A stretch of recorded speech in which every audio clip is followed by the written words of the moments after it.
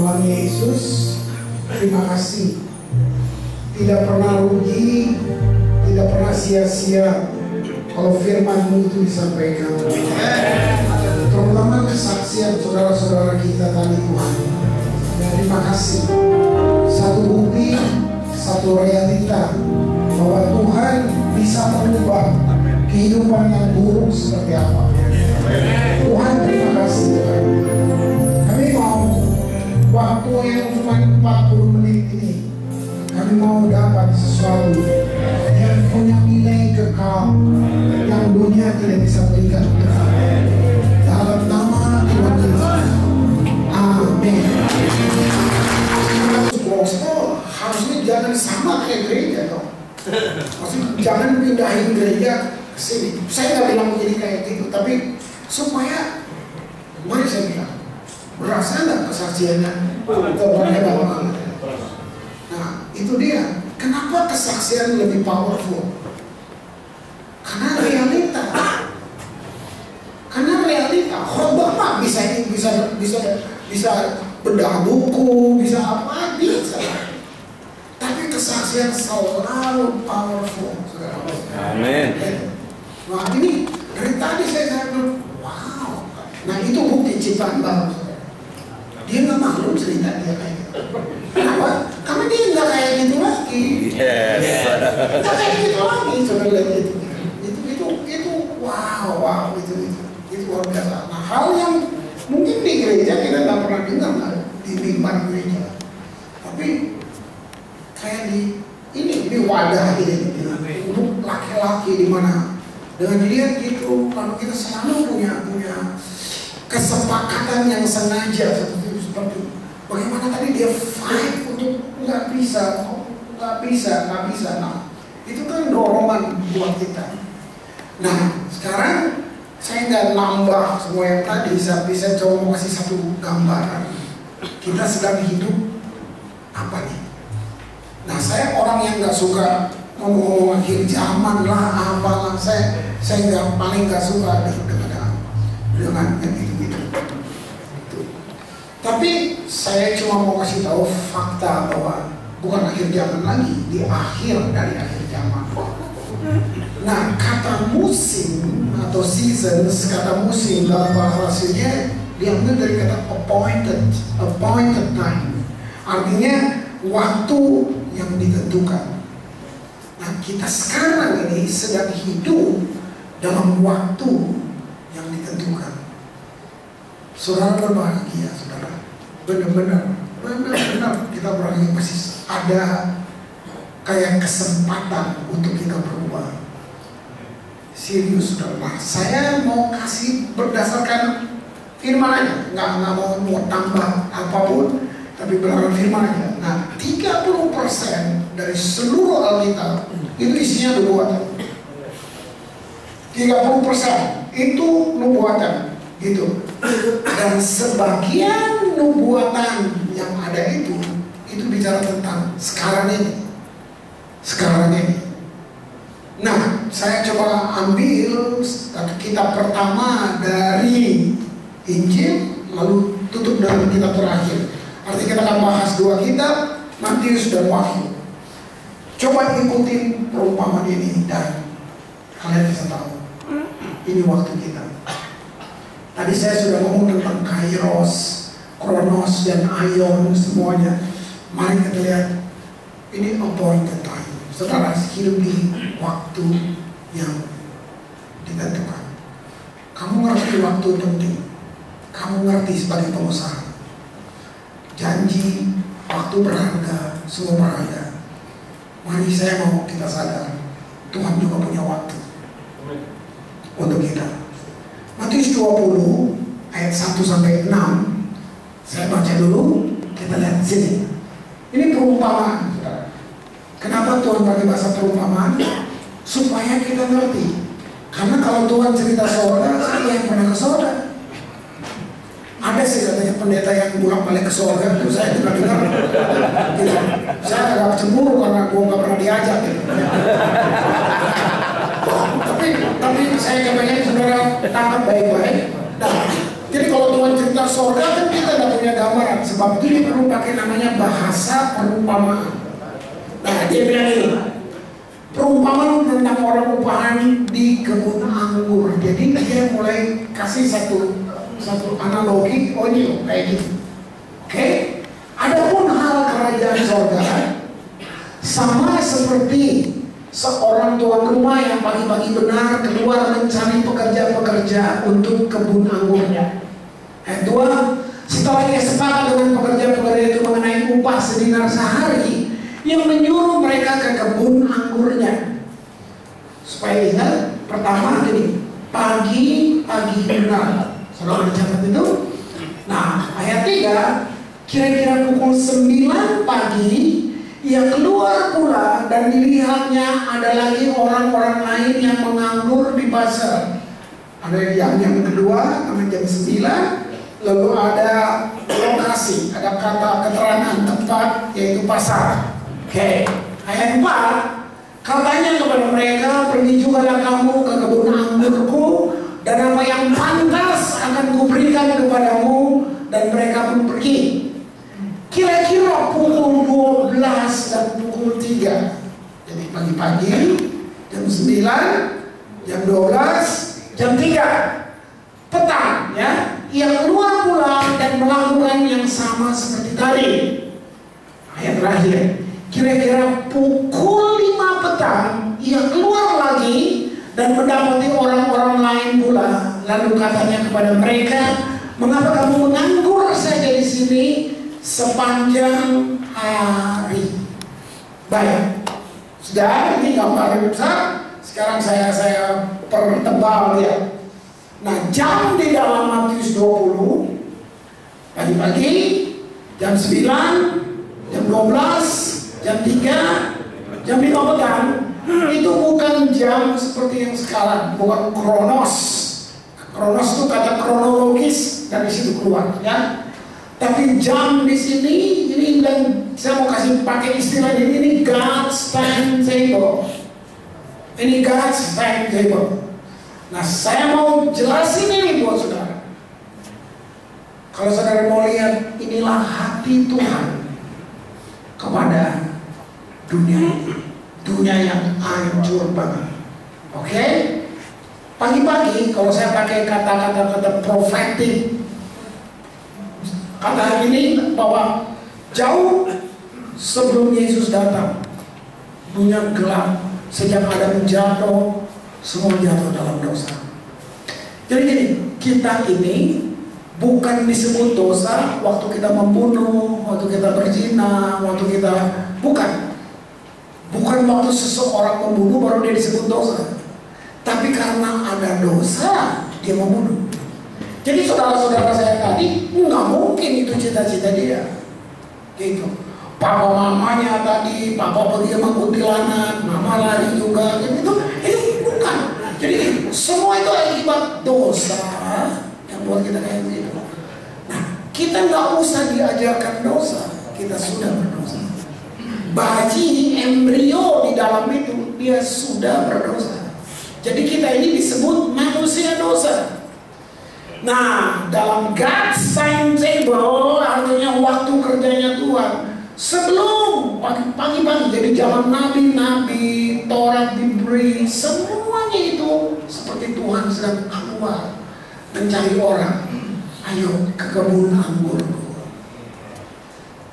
Kan sorga diumpamakan kebun anggur. Anggur dalam Alkitab artinya joy, sukacita. Nah, atmosfer sorga sukacita, sukacita. Makanya pujian dan semuanya kadang-kadang kita memang nangis, tapi nangis yang dibungkus sukacita. Itu. Jadi bukan nangis karena nggak ada beras di rumah, bukan gitu, bukan gitu. Nggak gitu kita di gereja. Nah, saudara bisa lihat. Oke, lalu saudara lihat satu fakta lagi. Lalu dia bilang ayat kedua tadi, dia bilang waktu Yesus datang itu jam 9 pagi. Itu zaman perjanjian baru. Perang yang sesungguhnya sudah ada, matahari sudah ada kan? Yesus datang. Lalu dia lihat apa? Ayat 3 tadi buku 9. Dia lihat orang lain menganggur di pasar. Kalau saudara dengar kata nganggur, saudara cuma istilahnya jadi non-job, ya nggak ada aktivitas, nggak produktif. Kita coba buat situ. Tapi menganggur di sini lebih dari itu. Kamu boleh pakai dasi, kamu boleh penuh dengan fasilitas, kamu boleh hebat, kamu boleh sangat sibuk dan sangat penting. Tapi secara spiritual, kamu pengangguran besar. Orang yang hidup gak butuh Tuhan, itu sudah di mata Tuhan pengangguran banget sekali. Nah, dengar saudara, di mana mereka? Di pasar. Saya nggak baca ini langsung ngerti saudara. Nah, saya lupa setelah berapa tahun saya ketemu satu keadaan. Saya orangnya kalau diam beda buku. Satu kali saya dapat understanding. Tahu nggak pasar? Dunia ini pasar. Namanya pasar dosa. Kita semua karena dosa kita ada di pasar. Mari lihat, sebagai pengusaha, sebagai kaum bisnis, saudara ngerti pasar di situ terjadi jual beli. Semua yang masuk di pasar nggak bisa keluar seenaknya kalau nggak ada yang beli. Saya mau bawa imajinasi orang melihat secara roh bahwa manusia, mau dia hebat, mau dia bintang, mau dia raja di dunia ini, mau dia apa aja sampai gembel sekalipun, kita semua ada di pasar. Mau kita beragama mau enggak, kita ada di pasar. Nama pasarnya pasar dosa. Dunia ini pasar dosa. Saudaraku, surat Yohanes bilang begini, seluruh dunia ada dalam kuasa si jahat. Pasar bicara sistem. Kalau saudara dengar kesaksian saudara-saudara kita tadi, mulai dari kecil, lama-lama main yang gede, lama-lama dosanya lebih gede, saudara lihat kenapa? Di pasar itu kita dikuasai. Penguasa pasar itu Lucifer, iblis, menjual kita dari dosa ke dosa, dosa ke dosa. Kamu udah ingin buat dosa, kamu buat dosa. Paulus bilang, saya ingin buat yang baik, yang jahat yang jadi. Bukan cuma dosa, tapi ada tabiat dosa yang bikin kita terus mau ulang lagi, terus mau ulang lagi. Gak ada kebal, mau pendeta, siapa. Sedekat-dekatnya kita dengan Tuhan, daging tetap daging. Sebab itu yang kita cuma perlu selalu bergantung sama Tuhan. Nah, mari saya ajak saudara lihat, kalau kamu pasar Jakarta mah keren. Saya di daerah, saudara mulai pasar, wow. Saya kasih gambaran. Semua kamu dan saya dulu sebelum kita punya Yesus, kita ada di pasar dosa. Kita ditumpuk-tumpuk seperti sayur, seperti daging ayam ikan yang ditumpuk sih saudaraku. Kita tunggu orang beli kita. Dan iblis jual kamu dari dosa satu ke dosa yang lain. Krisma sama seperti tomat busuk yang ada beli-belinya laku tetap guling-guling di sana. Udah nggak tahu. Itu jam 9 pagi. Tadi kita mulai dari mau bohong kecil, bohong besar, lama-lama cuma lihat, lama-lama perkosa, cuma lihat, lama-lama curi. Itu semuanya. Kamu sedang lihat bagaimana alam roh iblis sedang bermain jual kamu dari dosa ke dosa. Kamu gak punya kuasa untuk melawannya. Kamu ingin bebas, kamu gak bisa keluar dari pasar itu. Karena harus ada yang membeli. Itu sistem. Alkitab bilang mereka yang hati nuraninya telah dimeteraikan oleh iblis. Tiap kali kamu teriak tadi, Tuhan tolong saya, Tuhan mau tolong, iblis datang, ada meterainya. Iblis saudara itu sebab Tuhan mesti bermain dengan hukum. Tuhan gak bisa gaya mafia. Gak bisa. Saudara bisa lihat kenapa kita gak mampu bebas. Kamu bisa lihat teman-temanmu yang ada di luar sana. Dunia ada dalam pasar dosa. Tapi kabar baiknya Yesus masuk di pasar itu. Dia datang di pasar itu. Dia lihat kamu, dia lihat saya seperti kangkung yang udah diinjak-injak. Gak ada yang beli. Yesus ambil. Dia beli kamu dengan harga tunai. Dia gak berhutang. Dia bayar kamu yang seperti ikan, seperti cabai yang udah gak laku. Dia ambil kita. Dia beli supaya kamu keluar dari pasar, pindah ke kebun anggur. Ayat berikutnya dia bilang jam 12. Kalau kamu lihat jarum jam 12 panas sangat terik. Kamu bisa nonton, kamu bisa lihat anak-anak remaja, kamu bisa lihat dosa yang sekarang mengerikan sekali. Kenapa? Panas, bumi semakin panas. Kamu sedang nonton, sudah makanan hari-hari, tipu menipu, apa aja penyelewengan, udah biasa. Kita sedang nonton, dia di depan mata kita. Ngapain? Matius bilang, Tuhan masih cari. Mari ke kebun anggur. Oh belum selesai saudaraku. Ini nggak bicara jam yang seperti jam tangan ini. Ini saya mau bicara tentang satu lintasan putaran generasi ke generasi. Kamu akan lihat iblis dengan kekuatan, dengan pasukannya. Iblis sudah tahu hari akhirnya makin dekat. Seluruh jenderalnya sedang dikeluarkan semuanya.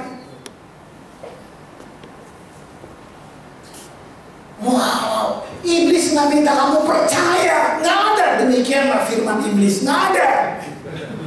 Percayalah kepada iblis, nggak ada. Nggak pernah iblis minta kamu percaya, kelamaan. Yang iblis minta gimana? Lu coba gua deh, kasih kesempatan sedikit. Iblis minta kamu buka dikit aja. Begitu kamu buka, cukup untuk 3 turunan hancur semuanya. Dia nggak minta kamu percaya, dia minta kamu kasih kesempatan. Yesus minta kamu percaya, bukan coba-coba. Kamu lihat perbuatan jam 3 tambah panas. Kamu lihat dulu dengan orang diperkuasa, wow, sekarang biasa malah bikin lagu. Kamu nonton seluruh nyanyian-nyanyian yang ada sekarang, semua bau dosa di mana-mana, sudah lihat itu. Tapi kamu lihat bagaimana terus Tuhan pakai gereja, Tuhan pakai full gospel untuk kamu bisa gua bukan dulu goblok kayak lu, gua busuk kayak lu bisa gua dong. Amin. Wow.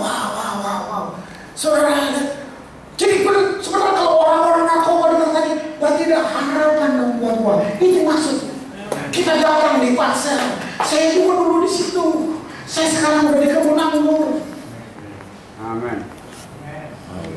Saudara, habis jam 3, jam 5,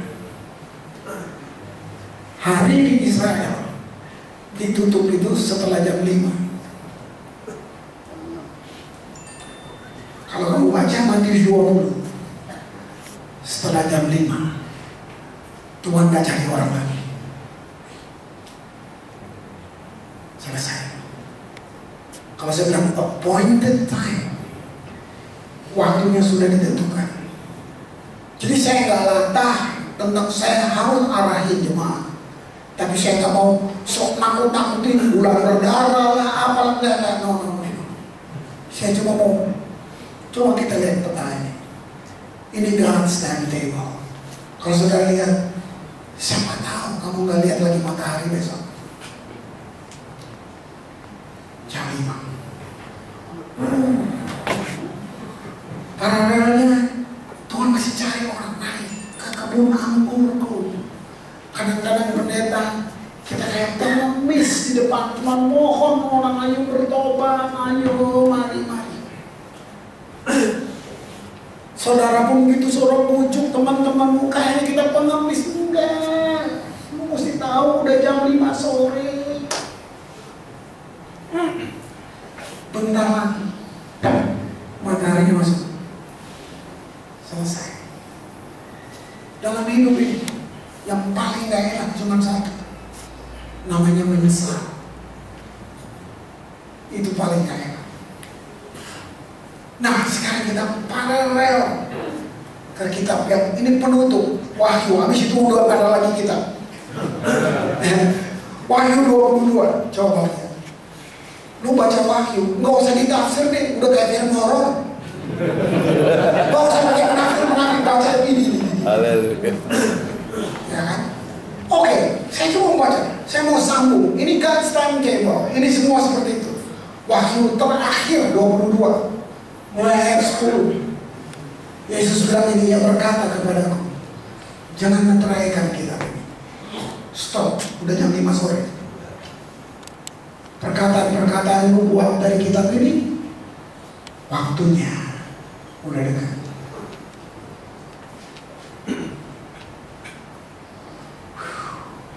Orang masih mau ini, nggak ada yang salah. Bisnis properti apa saja nggak ada salah. Tapi pas saya bukan pelaku bisnis, saya hati-hati ngomong. Tapi kalau saya masih bisa bilang sebagai hamba Tuhan, kalau bisa kamu kaya, kamu sukses. Kaya dan suksesmu relevan dengan tujuan Tuhan. Nah bagaimana? Kamu pasti tahu. Kamu pasti tahu. Minta Tuhan kasih tahu. Tuhan bisa kasih tahu. Dia ingin kasih tahu. Kalau kamu rindu, dia lebih rindu. Jadi nggak akan dia kasih tahu teka-teki. Jangan kebanyakan nanya orang. Jangan. Semua akan bilang yang lain. Tanya sama Tuhan. Ayat 11, barang siapa berbuat jahat setelah jam 5, nggak ada lagi kemungkinan bos. Siapa berbuat jahat, biarlah terus berbuat jahat. Barang siapa cemar, biarlah terus cemar. Barang siapa benar, biarlah terus berbuat kebenaran. Barang siapa kudus, biarlah terus menguduskan diri. Jadi ada paradoks yang benar-benar sampai beda banget. Saya mau kasih tahu teman-temanmu yang 10 tahun lalu mungkin lihat kamu bisa bilang, apa sih sama lu kok beda banget sih? Gitu. Mungkin dulu dia yang hebat. Sekarang semuanya berubah. Terus 12, sesungguhnya aku datang. Kenapa dia bilang sesungguhnya? Saya boleh bebas terjemahin. Ego gak bercanda. Nah, gitu. Aku datang segera. Aku membawa upahku untuk membalaskan kepada setiap orang menurut perbuatan. 13, aku adalah Alfa dan Omega. Sebenarnya kita tidak bisa cari satu gambar Tuhan yang lengkap, karena kamu nggak bisa mendekati Tuhan dengan teknologi, pengetahuan, apapun, nggak bisa. Kalau Tuhan bisa diukur, berarti dia ada batas. No, nggak bisa. Iman bukan intelektual. Iman tidak anti intelektual. Iman lebih tinggi dari intelektual. Amen. Hanya iman yang bawa kamu melihat yang indera, panca indera kamu nggak bisa lihat. Panca indera Itu alat untuk kalau kamu lihat merah, kamu lihat pemandangan indah, itu keren banget, itu laut keren banget. Maldives, kamu pergi kemana? Keren banget. Kamu udah pulang, gambarnya masih ada. Kenapa? Indra melihat kamu mengambil semua yang fakta itu masuk ke dalam. Lalu kamu masih ingat, sampai pulang ke Indonesia masih ingat. Keren banget, keren banget. Nah, itu indra. Orang buta, buat dia nggak ada warna. Semua gelap. Indra kelihatan mati. Mari saya bilang, intelektual, indra kita stop di situ. Karena perkara rohani nggak bisa seperti kamu lihat merah begini. Perkara rohani dilihat dengan iman. Apa yang bikin kamu yakin Kristus mati 2000 tahun yang lalu buat kamu? Lahir aja belum. Mau pakai pendekatan apa coba ke sana? Sains? Gak bisa. Gak bisa. Hanya iman yang bawa kamu. Jadi iman adalah indera, pengganti indera untuk dunia rohani. Sehingga indera melihat jelas. Even yang Einstein gak bisa. Wow, saudara, ini dia. Tahu? Dan ayat 18, ayat 13, Alfa dan Omega, Tuhan di awal, Tuhan yang di akhir. Kalian, full gospel, kita ada di antara awal dan yang akhir. Tuhan kurung kita. Sebenarnya ini jaminan. Kamu gak perlu takut. Kamu Yesus gini, Christ in me, the hope of glory. Kristus di dalam aku, pengharapan akan kemuliaan. Kristusnya bukan di luar sana. Even kamu ke Israel, orang Israel nggak percaya Yesus. Mereka urus kuburannya. Gua kan udah pergi 15 kali saya pergi. Dia urus kuburannya. Gua sih bawa Yesusnya. Saya pulang bawa Yesus, lu masih urus di batu urus, saya tahun depan mau balik lagi. Kenapa? Realitanya di sini. Yesus di sini. Jadi mau itu jam 5 sore, oke.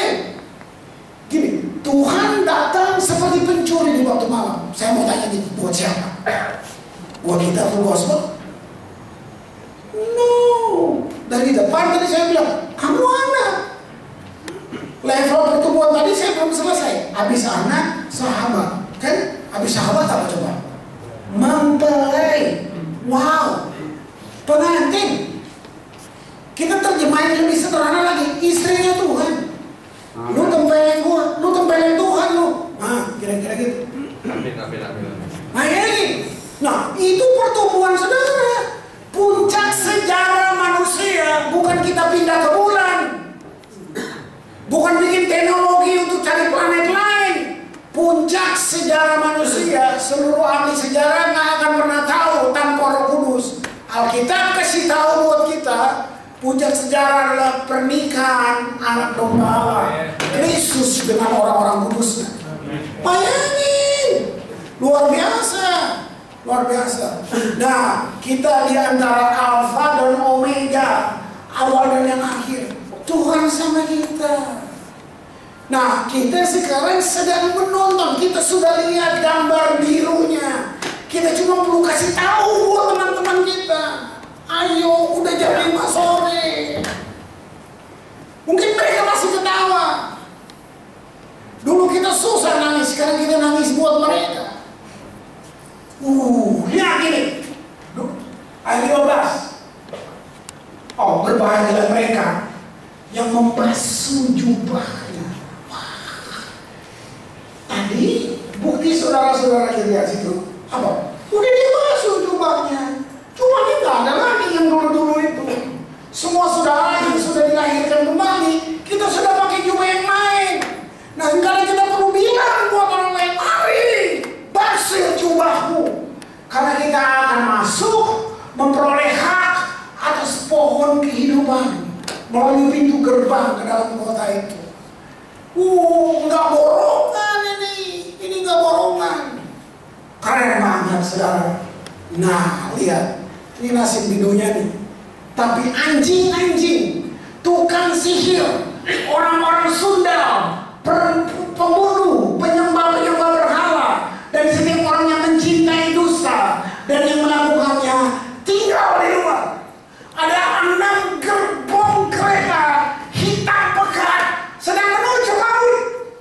Isinya Sunda, pembunuh, perampok, pembual, anjing-anjing, semua ada di situ. 6 miliar manusia. Berapa banyak yang sedang berjalan kecepatan cepat menuju satu titik, maut. Sudah jam 5 sore. Tapi juru selamat kita berhenti di tengah jalan. Stop! Turunkan orang-orang yang mau membasuh jubahnya. Itulah berita yang saudara mesti bilang. Suruh stop! Itu teman gua.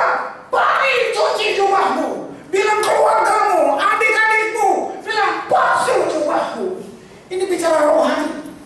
Kita bertumbuh secara intelek, tapi kita kekanak-kanakan secara rohani. Kita dewasa secara umur, tapi kita kekanak-kanakan secara rohani. Mulai sekarang terus upgrade, rubah makananmu. Aku Yesus mengutus malaikat untuk memberi kesaksian tentang semuanya itu kepadamu.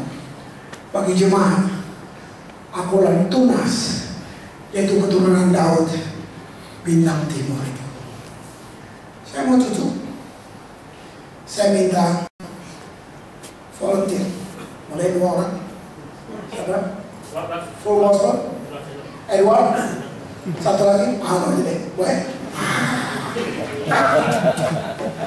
Ini cuan-cuan. Cuma promo. Edward, kamu jadi imam. Hartono, kamu jadi domba. Kenapa ada yang cocok buat domba? Saya orang berdosa. Ini udah jam 5 sore. Ini contoh di Bait Allah di Tabernakel. Kalau di perjanjian lama, kalau saya buat dosa, saya mesti mati. Nggak ada ceritanya. Nah caranya supaya saya gak mati, Alkitab ngajarin, saya harus bawa domba. Dan domba ini, ya, nanti dipotong. Domba ini nggak boleh ada cacat. Nah, saya mesti datang ke imam. Jadi saya jalan dari sana, dari sana, duduk. Saya datang sama domba. Kamu perhatiin, saya datang bawa domba ini. Saya ini berdosa. Saya mesti mati. Sampai di depan imam. Pelajari Alkitab. Si imamnya nggak konseling saya nggak dikonseling. Lu berapa kali lu berzina? Nyuntik, mabok. Begitu dia lihat saya bawa domba, dia cuma tahu mati lo. Nggak ada cerita, lo mati. Jadi waktu saya bawa domba, yang dikonseling bukan saya, yang diperiksa dombanya. Coba kamu tutup jadi domba. Ini sih belum domba, ini sapi. Tunggu. Bagaimana lo? Imam apa ya? Periksa, ada cacat nggak? Kemudian dia bilang, saya yang dosa itu kayak orang nunggu vonis, ketakutan kan? Jadi dia mesti periksa. Begitu domba ini sempurna memenuhi syarat, saudara, pasti saya nangis karena berarti gini, dengar ya, domba ini dijadikan Tuhan sebagai pengganti mati buat saya. Makanya bukan saya yang dikonseling, domba yang diperiksa. Lalu setelah kamu duduk lagi, apa yang saya buat sebagai orang berdosa? Saya tumpang tangan ke domba ini. Perbuatan saya yang kemarin itu dipindahin ke dia, ditransfer. Seluruh dosa saya pindah, baru dia dipotong. Wow, makasih domba.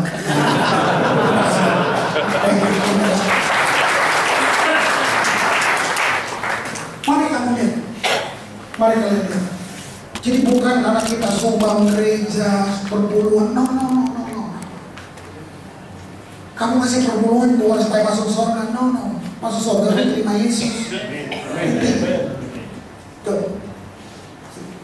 Saudara, nggak ada urusan dengan hal itu. Perpuluhan itu bisa ngomong benih, saudara. Itu ngomong benih, bukan ngomong tentang keselamatan. No. Nah, kalau ada pendeta hubung-hubung itu sama keselamatan, itu dia mata duitan.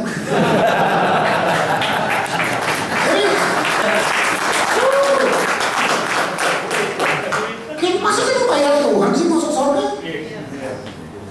Serius dong. Nah, memang saya nggak khotbah perpuluhan. Di sini bukan tentang perpuluhan, tapi perpuluhan itu benih. Tuhan ngajar kamu ngapain pada perpuluhan itu sistem ekonomi yang Tuhan ajar supaya kita nggak menderita di bumi ini. Itu bukan tentang nyogok. Saya perlu kasih tahu prinsip benih. Jadi musim itu akan berubah. Waktu Tuhan begini, lu tabur. Nah, tabur itu kan buat pekerjaan, bukan buat Tuhan. Nah, waktu lu tabur itu bukan uang, itu kamu taruh benih. Waktu musim lapar datang, kamu udah lapar. Kenapa? Ada benih. Ada benih. Nah, sekarang kamu nggak ngasih. Waktu musim lapar datang, ya lu lapar. Cuman itu, lu lapar. Terus lu bantu Tuhan, nggak bisa tolong. Lu benihnya mau makan semua. Masuk surga nggak? Masuk, tapi lapar.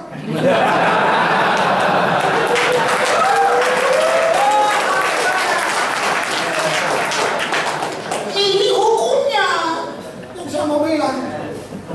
Makanya itu kan alat uji. Dari Kejadian sampai Wahyu cuma satu-satunya Tuhan bilang ujilah aku. Itu tentang duit. Jadi soalnya di sini. Nah makanya kalau hitung-hitungan sama Tuhan ya gua gak percaya sama lu. Lihat itu, lihat. Nah sekarang itu dari domba. Mari saya bilang, Yesus disebut domba sempurna, korban yang sempurna. Bayangin, dia mati 2000 tahun lalu gak minta izin sama kamu. Kristus sudah mati selagi kamu dalam dosa. Paulus menulis dalam kitab Roma. Dia gak minta izin. Nah sekarang, waktu kamu datang Tuhan, kamu minta ampun, terima dia sebagai Tuhan, selesai. Jadi kalau iblis duduk kamu, iblis tuh gini, kwitansinya dia masih megang. Kita buat dosa 5 tahun yang lalu, catatannya masih ada di iblis. Jadi itu tempat sampah, sebenarnya dia perlu kertas, mau dikasih-kasih, padahal udah diampuni. Kamu tahu kalau kamu minta ampun, kapan Tuhan ampuni? Secepat kamu tarik nafas. Cuma pendeta nih, balik lagi besok ya. Gitu. Tuhan, lu minta ampun, secepat lu tarik nafas, diampuni. Saya mau saudara tahu ini bisa gitu loh, supaya saya kepengen habis retreat ini ada yang saudara bisa pegang. Pertama saudara, udah jam 5 sore. Amin. Gua mesti jadi mana yang prioritas, mana yang harus saya begini. Dan satu lagi, juru selamat dia masih ke pasar, masih panggil orang, ayo mari kita ke kebun anggur. Sekarang mari saya bilang, kalau kita dengan harvest time, saudara bukan sedang lihat gandum yang lagi menguning, kamu sedang jalan dan injek-injek itu gandum. Wih, saudara, bersiaplah untuk hal-hal yang baru. Bersiaplah hal yang baru. Ayo, bilang teman di sebelah, jam 5 sore bos.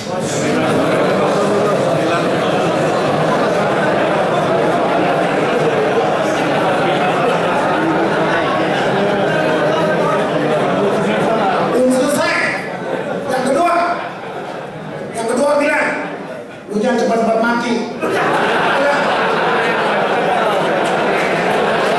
Ada kue yang besar.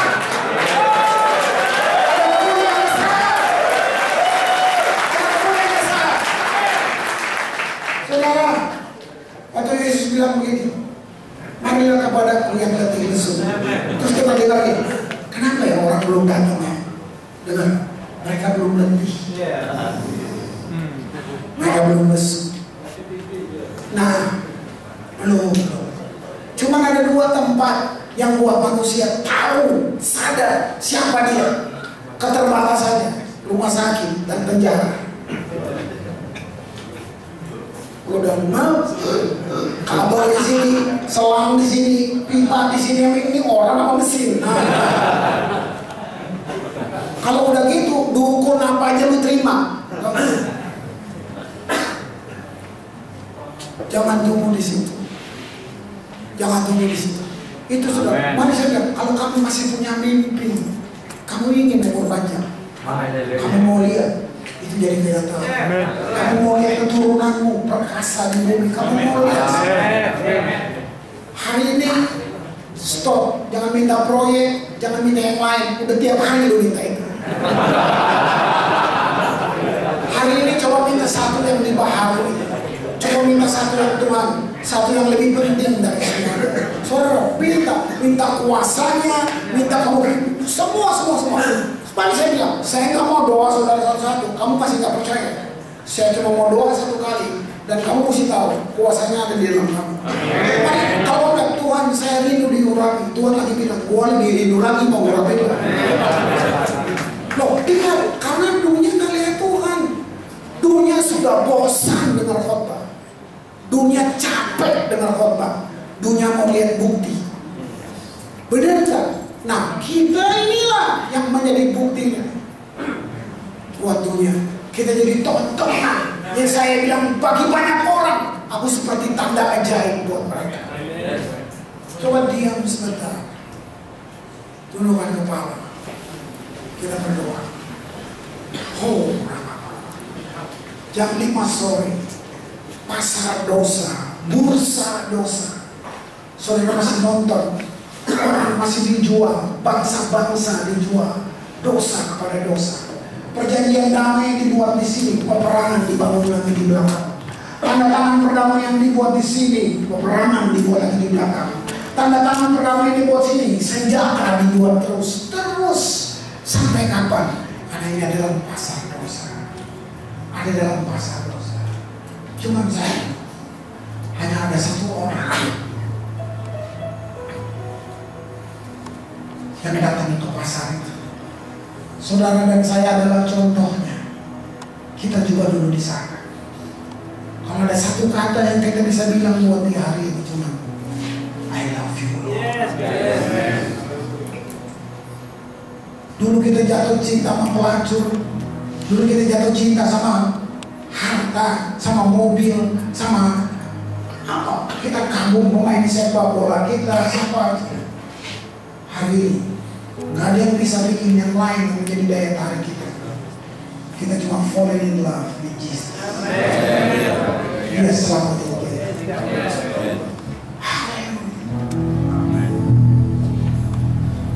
I am the God that healed me. I am the Lord, your healer. I send my word and heal your disease. I am the Lord, my healer. I am the God that healed me. I am the Lord, your healer. I send my word and heal your disease. I am the Lord, your healer. Itu perkataan Tuhan kepada Musa. Aku Tuhan penyembuhmu. Aku Tuhan yang menyembuhkan. Kau berfirman dan masihkah kamu jatuh cinta dengan dia? Malam ini Tuhan ya.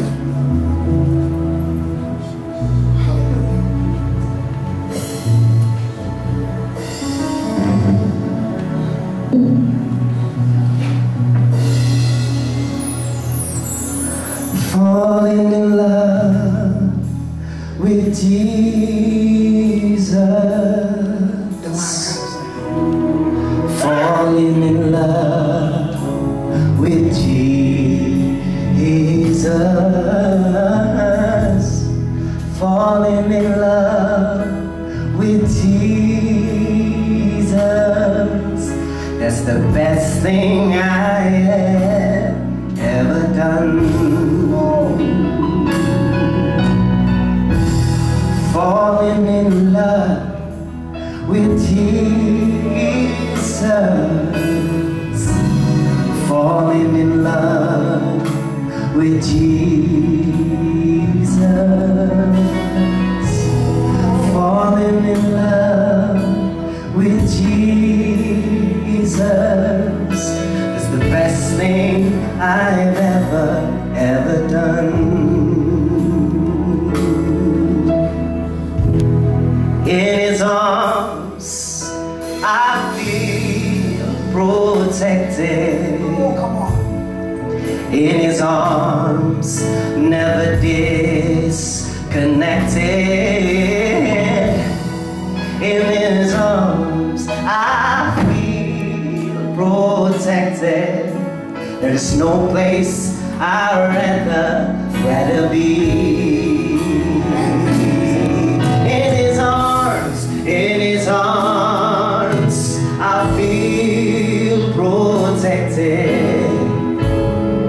In His arms, never disconnected. No, no, no, no, no. In His arms, I feel protected. There's no place I'd rather be.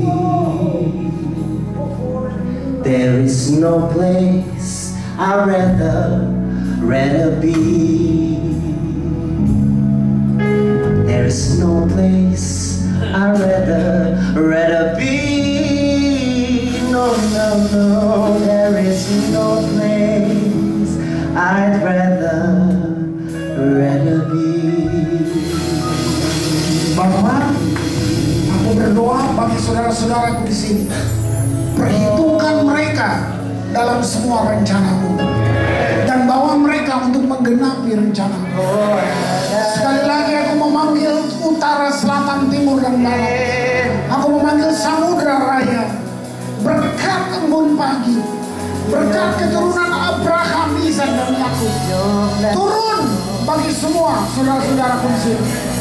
Tuhan Yesus, kami mau ada di barisan akhir dari akhir zaman ini.